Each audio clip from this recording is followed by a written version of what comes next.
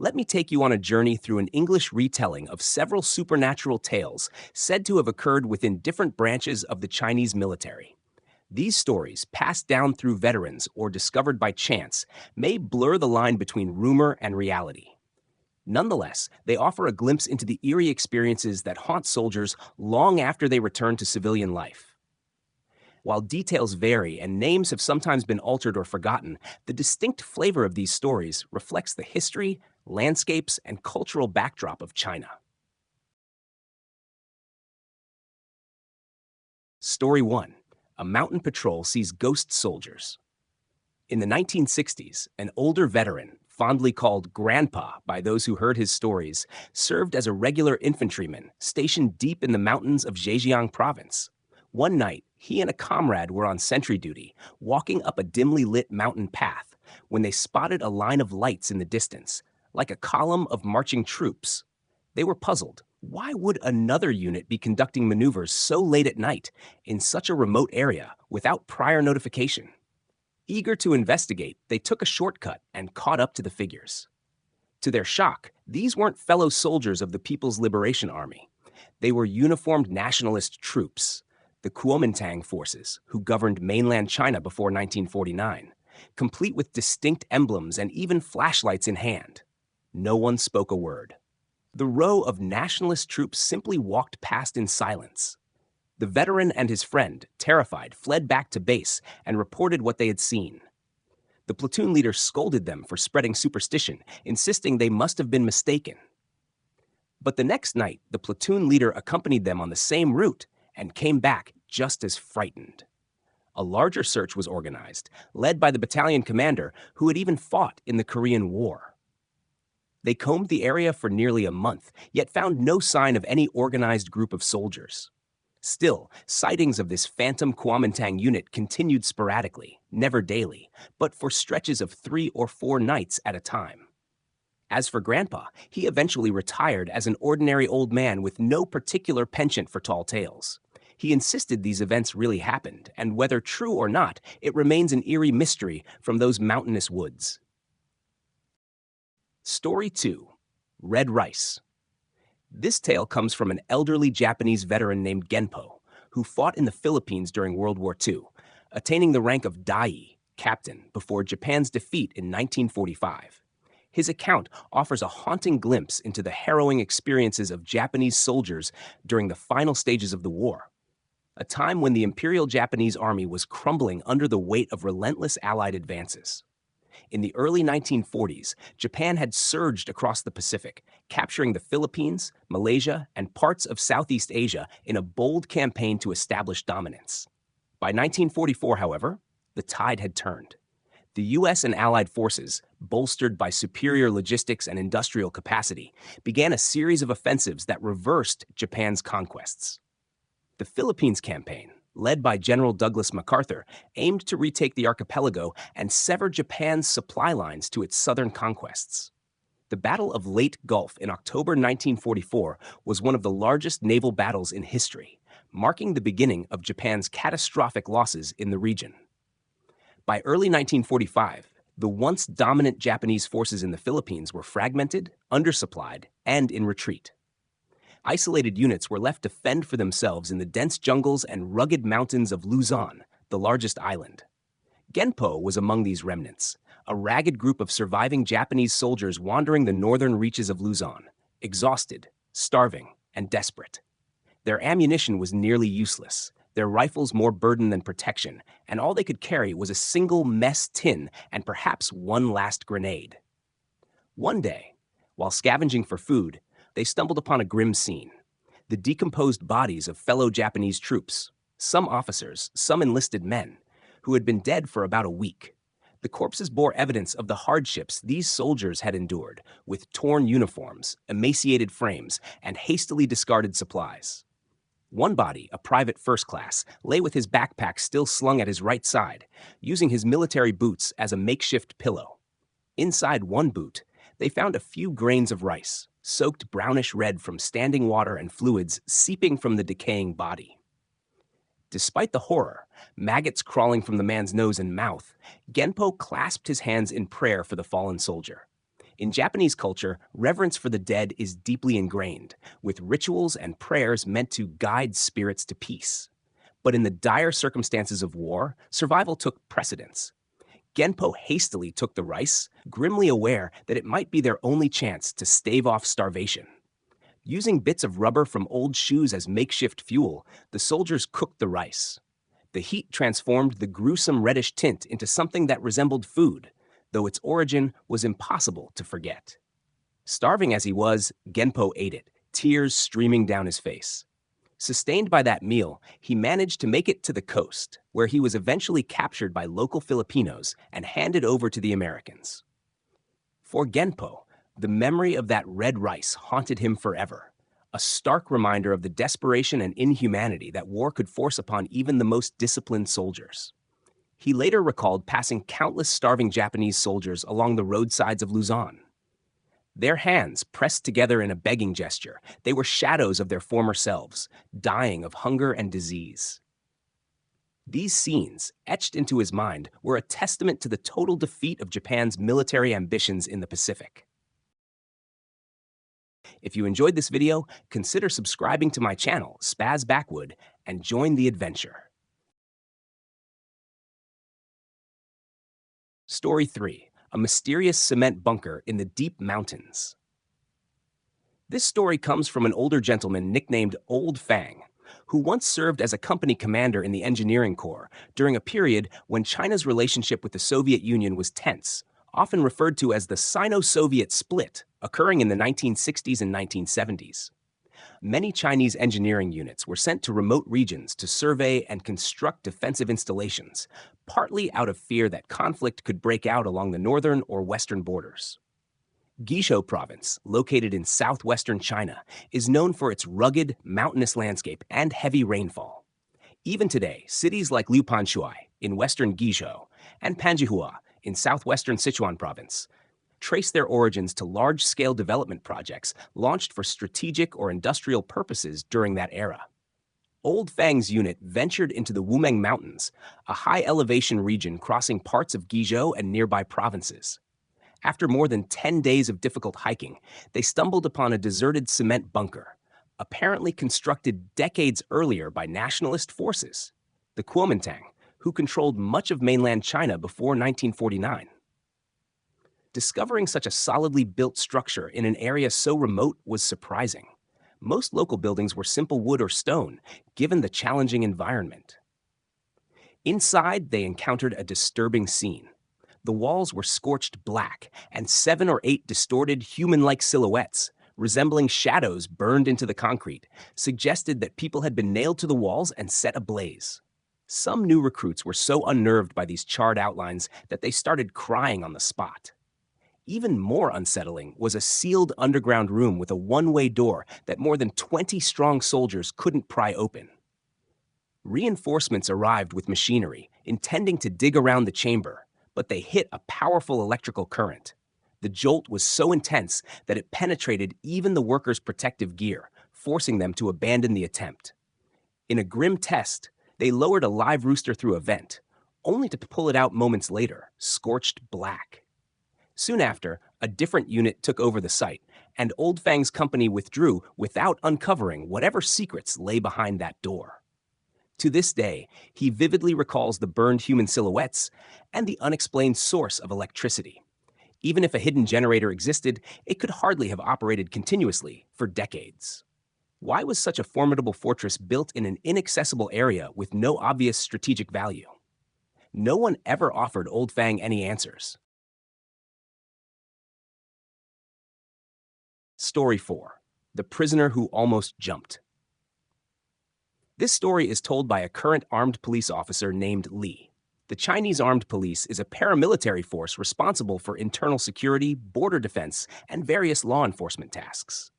Back then, Li was only a junior guard, serving during one of the national Strike Hard campaigns, periodic crackdowns on serious crime that began in the 1980s and continued in subsequent decades, known for imposing harsh penalties on offenders. One day, Li was assigned to escort a truckload of serious offenders from Hebei Province, a region in northern China bordering Beijing, to Inner Mongolia, an autonomous region north of Hebei known for its vast grasslands for labor reform. The truck carried a driver, 2 police officers, 2 armed soldiers, and 4 prisoners. Military and police units had a strict rule. When a guard called a prisoner's name, the prisoner had to respond by saying, "Reporting," along with their own name. During the long journey, the vehicle braked sharply on a bridge, and Li heard one of the inmates shout, "Reporting," followed by his name. The man then jumped off the truck and dashed toward the guardrail of the bridge. Startled, the guards chased him. He was already halfway over the railing, about to leap into whatever lay below, but the officers managed to tackle and handcuff him in the truck bed. Confused and shaken, Li glanced under the bridge. Instead of water, there was a dry riverbed teeming with countless figures, moving as though on a crowded street. Yet, there was no path below for people to walk. After recovering from the shock, the group continued onward and eventually delivered the prisoners to a detention center in Ximeng, a location in Inner Mongolia. Later, Li asked the would-be jumper why he tried to kill himself. The prisoner explained that he clearly heard someone call his name from under the bridge. Out of habit, he answered by shouting, "Reporting," and then felt an irresistible urge to jump down to whoever or whatever was calling him. It turned out he was serving a life sentence for illegally trafficking China's cultural relics, priceless historical artifacts, some dating back centuries, which he had allegedly smuggled abroad. Local officials hinted he had bribed his way out of a death sentence.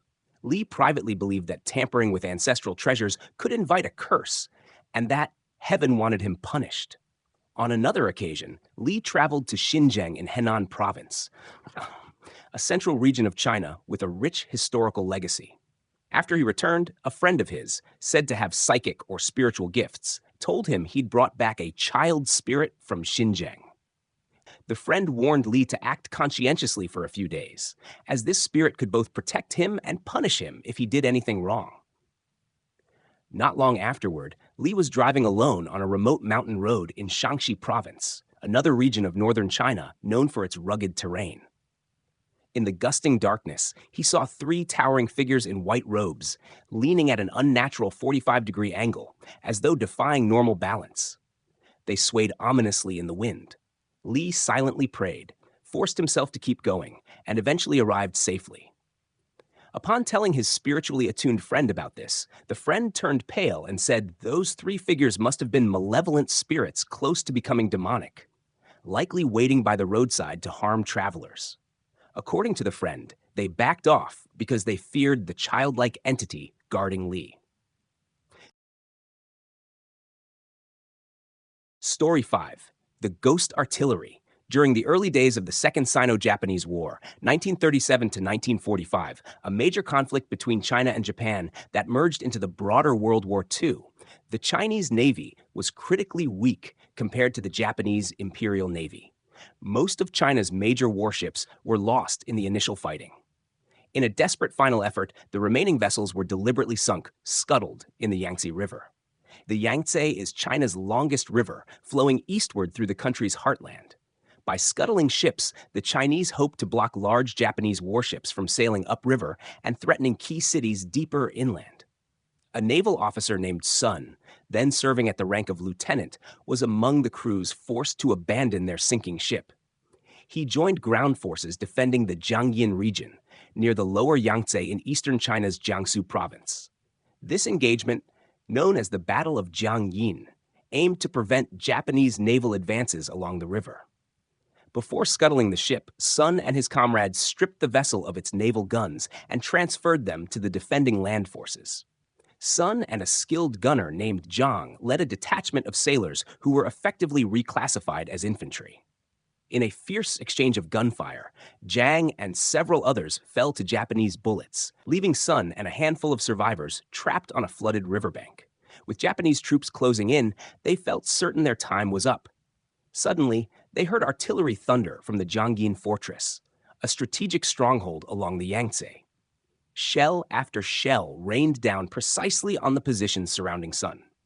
He was stunned by the uncanny accuracy. Even if these were naval cannons or heavy fortress guns, how could the gunners possibly know exactly where to aim?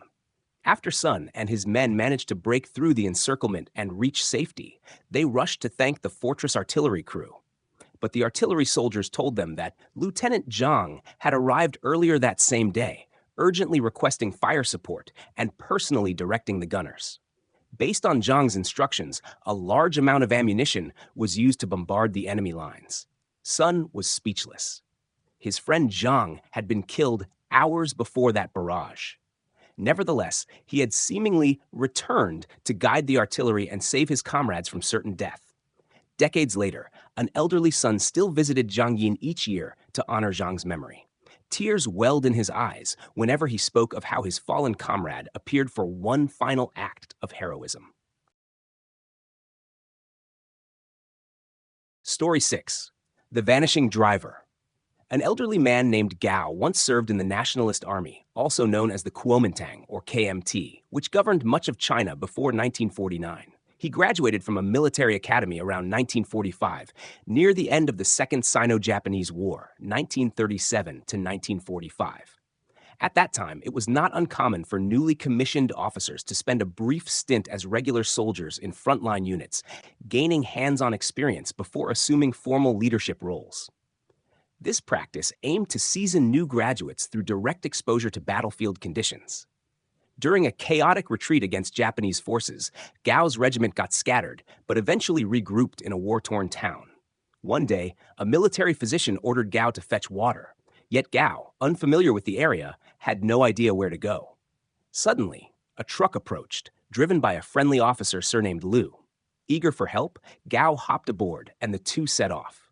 Moments later, the regiment commander spotted them. He shouted in disbelief, "Liu, weren't you killed 2 days ago? I saw your body myself!" Alarmed by the commander's frantic calls, Gao leapt from the moving truck, pistol in hand. He ran around to the driver's side, only to find it empty. Officer Liu had simply vanished. Later, the commander explained that Liu had indeed been a major in the engineering corps. He was confirmed killed in action 2 days prior, with his remains recovered. Yet here he was, seemingly alive, driving a truck down a battered road. Shaken, the commander told Gao he was fortunate to have jumped out when he did. Who knows where Gao might have ended up if he had continued riding with a driver who should no longer have been among the living? Story 7. Night Marches of the Unseen. A veteran named Su served in the 1970s, a time when China was still recovering from the Cultural Revolution, 1966 to 1976, and maintaining vigilance along its borders. Many units of the People's Liberation Army, PLA, or related forces frequently conducted long-range training exercises, sometimes called long-distance raids or lianshun, in rural and often underdeveloped areas. These drills could last for days, pushing soldiers to navigate unfamiliar terrain, carry heavy loads, and remain on alert. During one such exercise, Su's company was caught in a downpour near dusk and sought refuge in what appeared to be a small 2-story schoolhouse by the roadside. Exhausted from hours of marching in the rain, the entire group turned in early for the night. Shortly after midnight, Su was jolted awake by the unmistakable sound of synchronized marching boots, as though a large formation of soldiers were passing just outside. It was unusual. If another unit had been maneuvering so close by, they would have likely made prior arrangements or set up a joint camp. Yet the marching echoed persistently, seeming to move right up to the schoolhouse entrance and then onto the stairs. Alarmed, Su tried to stand but discovered he was unable to move. Glancing at the men near him, he realized at least one comrade was also wide-eyed, equally paralyzed by what they were hearing. In a moment of sheer panic, Su strained to peer out a window. He glimpsed faint silhouettes, lined up with rifles at the ready, marching by in perfect formation. The eerie procession continued for nearly 10 minutes before the footsteps faded into silence. By morning, the men were unharmed, though deeply shaken. When Su and a fellow soldier attempted to report these ghostly marching troops to their company commander, they were scolded for spreading what the officer dismissed as ghost stories. Undeterred, Su insisted on finding answers, but his persistence only damaged his standing within the unit. Decades later, at a reunion, that same commander admitted he too had witnessed and heard the bizarre midnight column. "You weren't lying," he said, but at the time, I had to shut you down. Whether it was mass hallucination brought on by fatigue, an unexplained paranormal encounter, or something else entirely, Sue never forgot that night in the remote countryside, when long, empty roads and dusty school buildings became the backdrop for a marching column no one could truly explain. These stories are brought to you by Spaz Backwoods. Don't forget to subscribe for more intriguing content.